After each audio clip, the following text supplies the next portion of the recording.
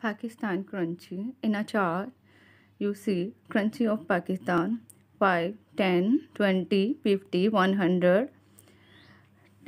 Definition of currency. What is the currency? Currency is a medium of exchange for goods and services, in short, in the form of paper and coin, usually issued by our government. So let's get started. Pakistan currency. We use money for in our daily routine. Rupee 1, it's a coin. Rupee 2, it's a coin.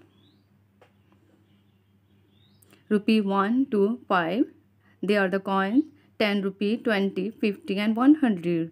100 rupees, they are the notes. Notes, money in the form of coins and notes. We use money for daily needs. I hope you understand Pakistan currency. Coins and note difference.